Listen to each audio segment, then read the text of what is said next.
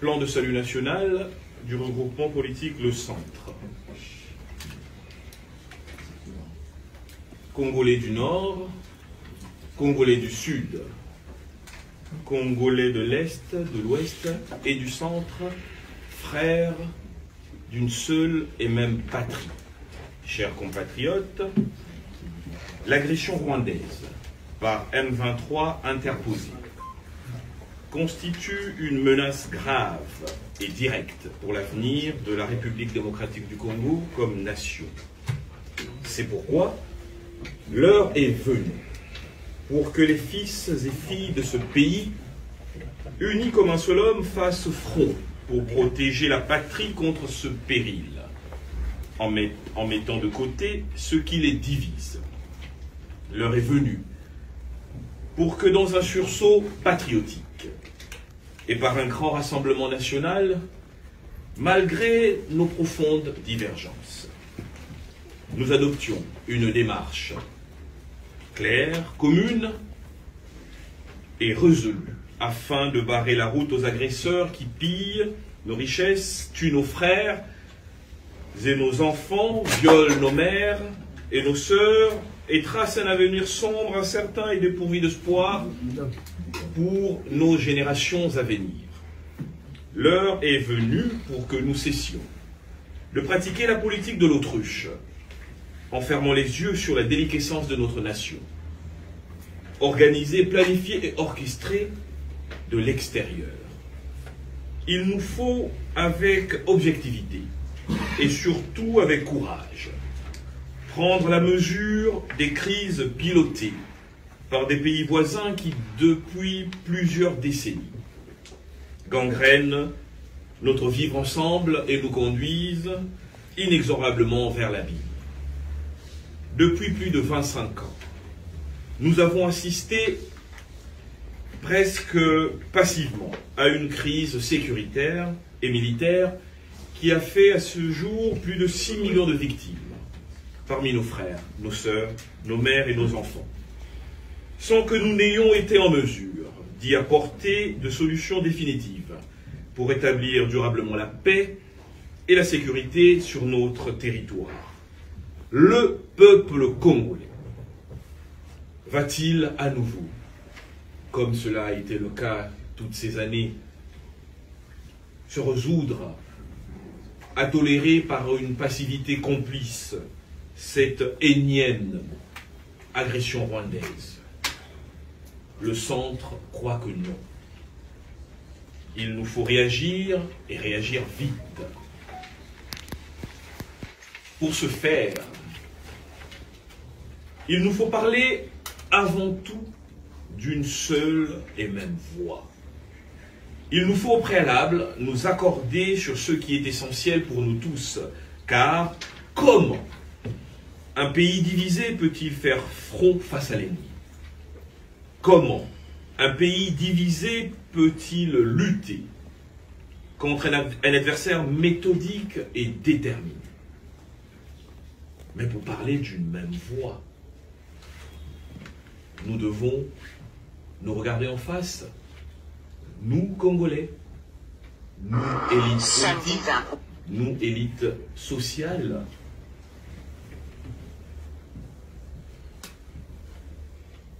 pour enfin pouvoir nous dire toutes les vérités qui s'imposent. Nous devons dès lors, en résolvant cette crise interne qui continue, telle une épine, à miner nos relations, à miner la cohésion nationale, nous devons, disais-je donc, transcender toutes ces divergences pour ne voir que l'intérêt du Congo et du seul Congo. C'est possible. Nous l'avons déjà fait. Nous pouvons encore le faire. Aujourd'hui, c'est une nécessité plus qu'hier. Sinon alors, comment comprendre en effet que malgré l'agression dont notre pays est victime,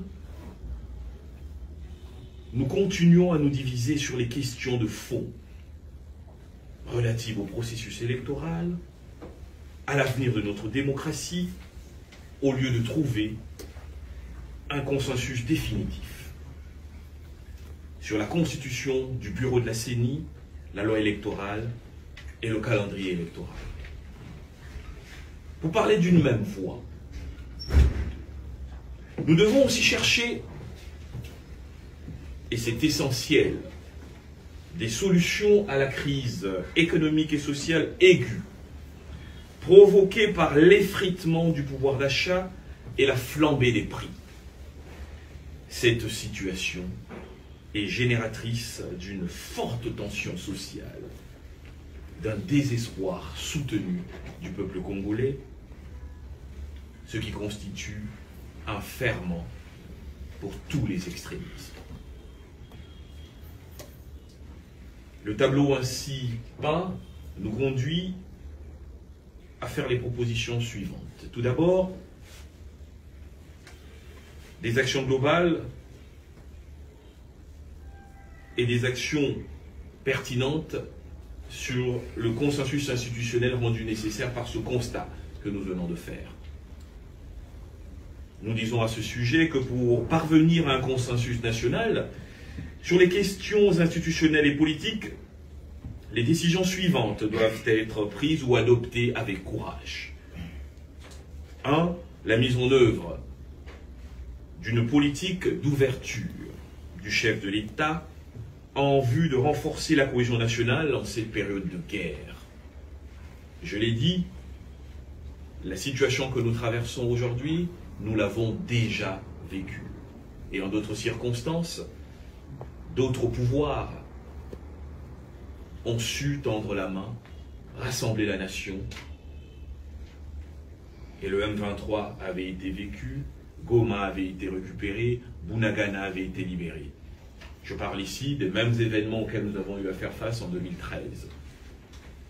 Ce n'est jamais évident de tendre la main, mais le chef de l'État, comme garant de l'indépendance nationale, de l'intégrité du territoire, a le devoir, en ce moment de crise prononcée, de tendre la main à ses adversaires, même les plus farouches.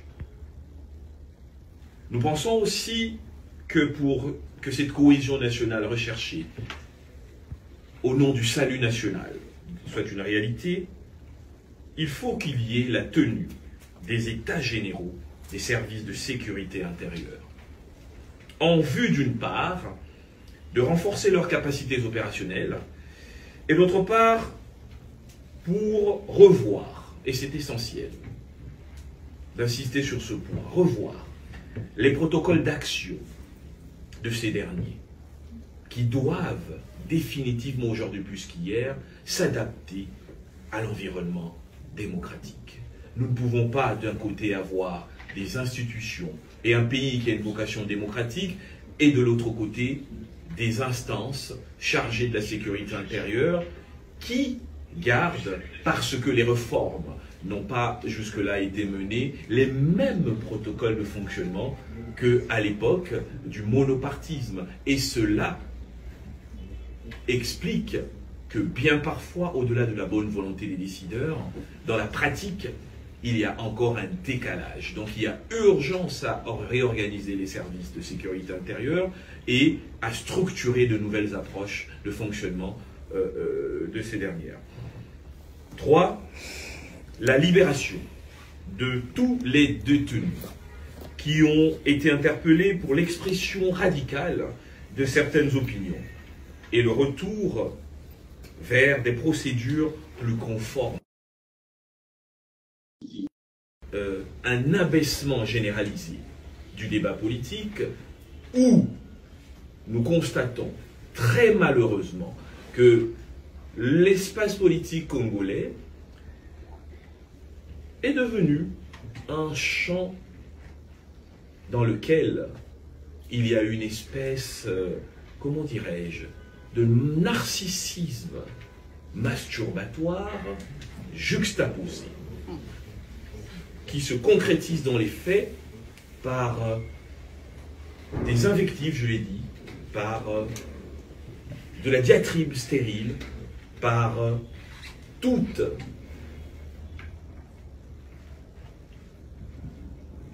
ces joutes oratoires qui, au lieu de faire avancer, abaissent le débat national. Les combats de coq, certains pensant toujours mieux faire que les autres, et certains pensant ne jamais rien faire de mal.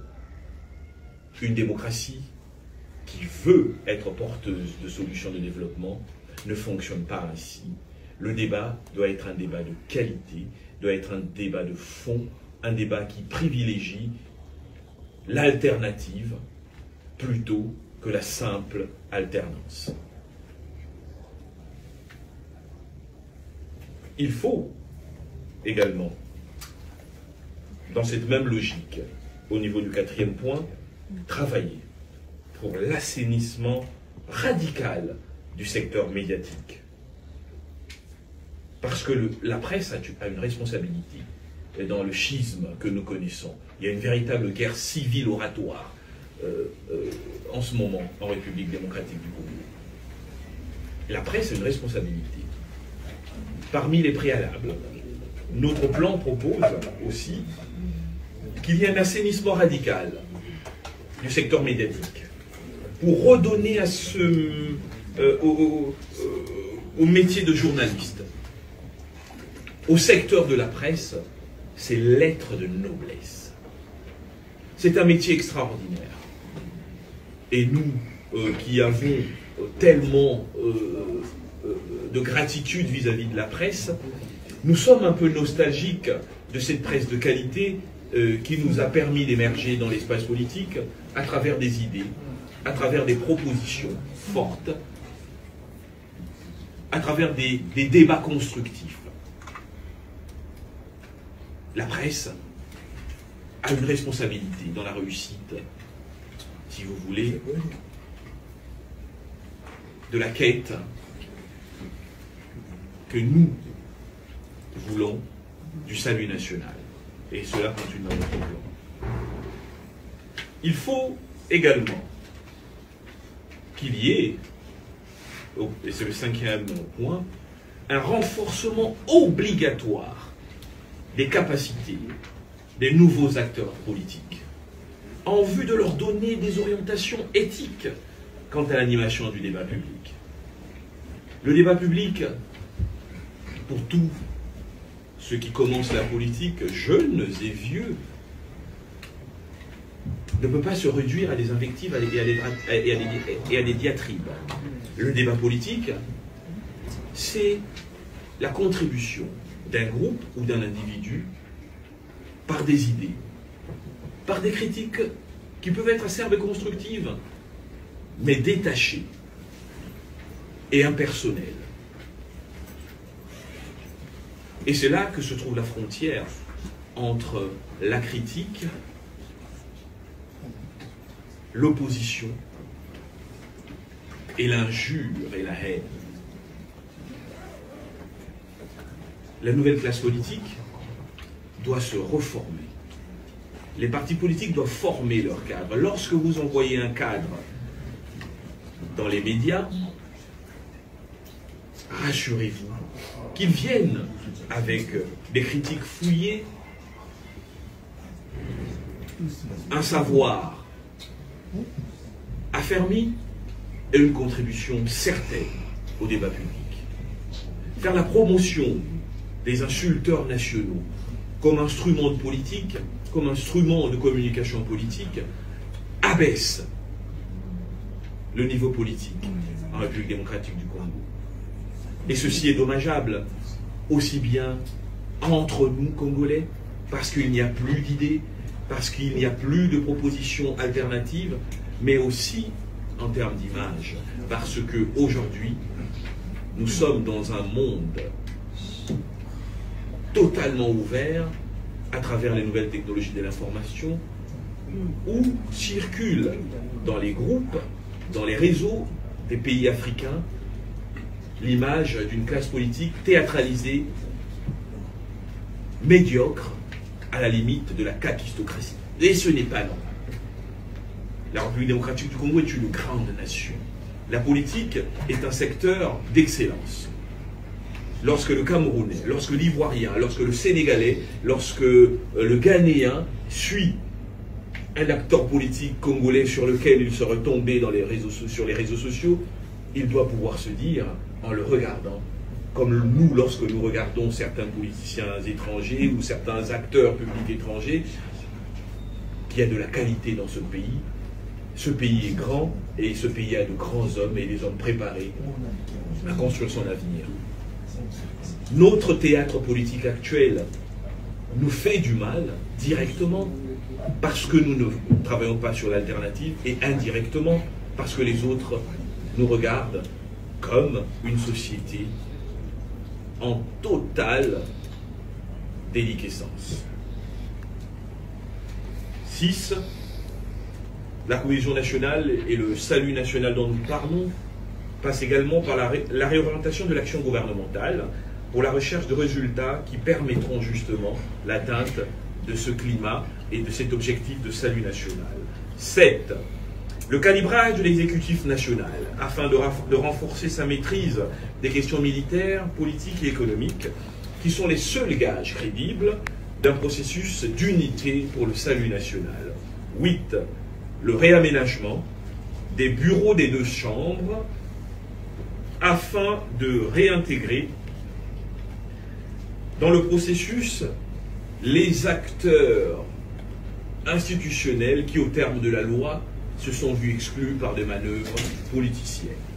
Il ne s'agit pas ici, évidemment, de remettre en cause, sinon ça donnerait lieu à trop de gymnastique, les présidences de ces institutions, mais du moins revoir la composition. Parce que, nous le savons, il y a, dans ce qui s'est passé ces derniers mois, des sujets de grande division dans la composition des bureaux des deux chambres de notre Parlement.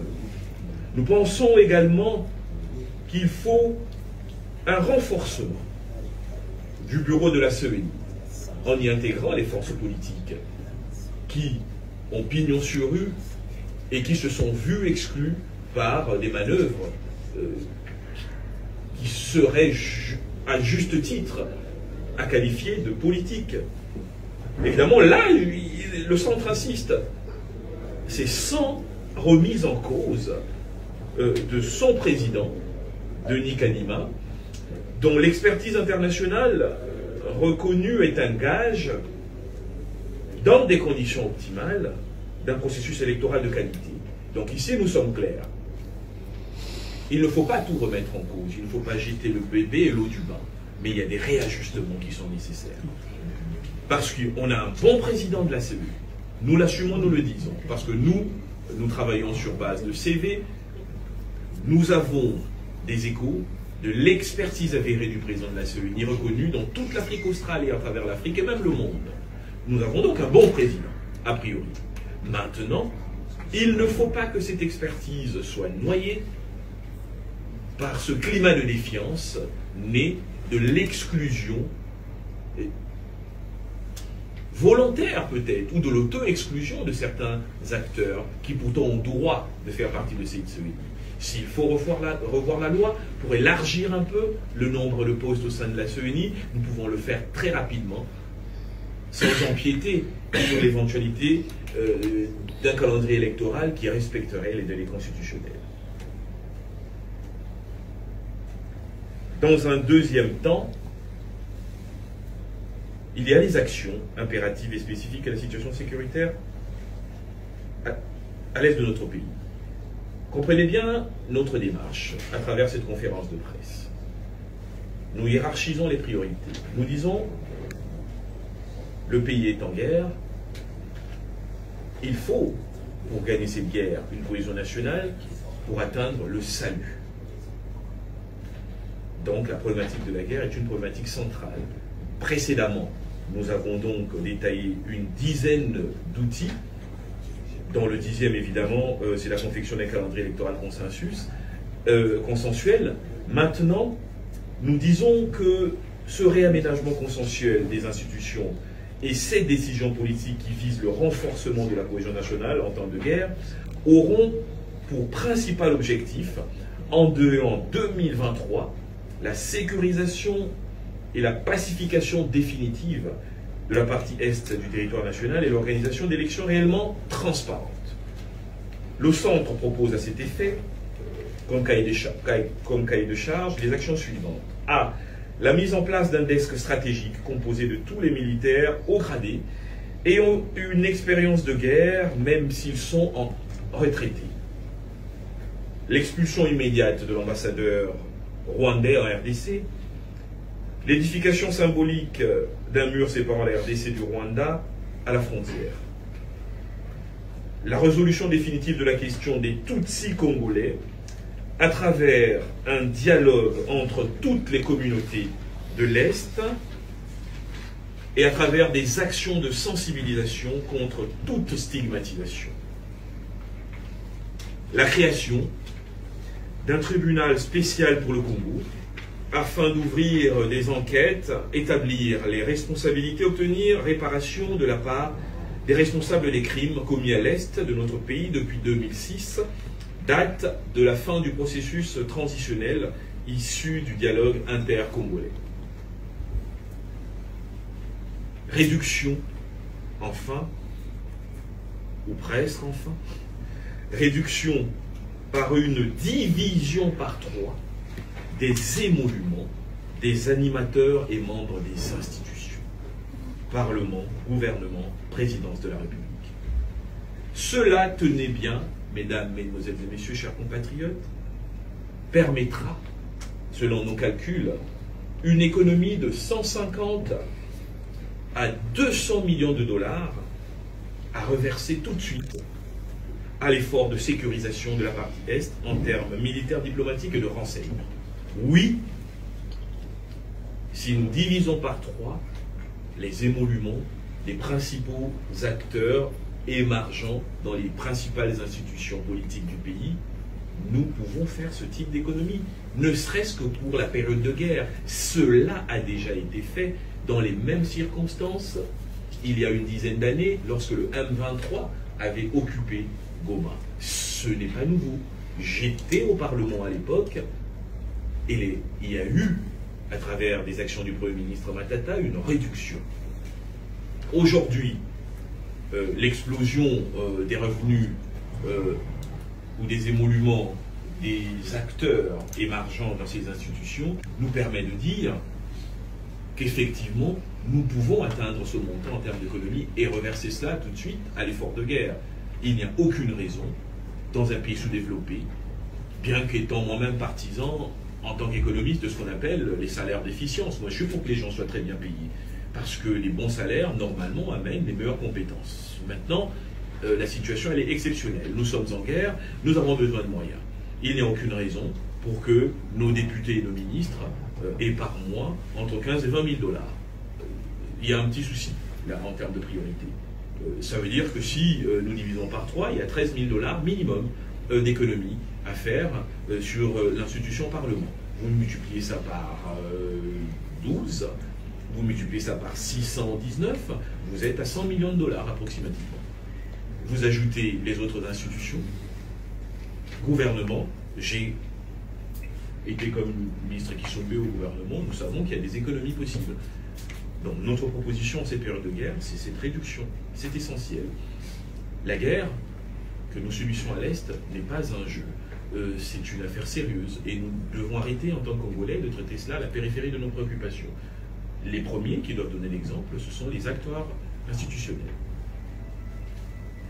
Enfin, nous pensons qu'il faut travailler sur la définition d'une stratégie économique de guerre viable, à même de tirer profit de l'immensité du territoire national pour tenir une période de tension sécuritaire longue.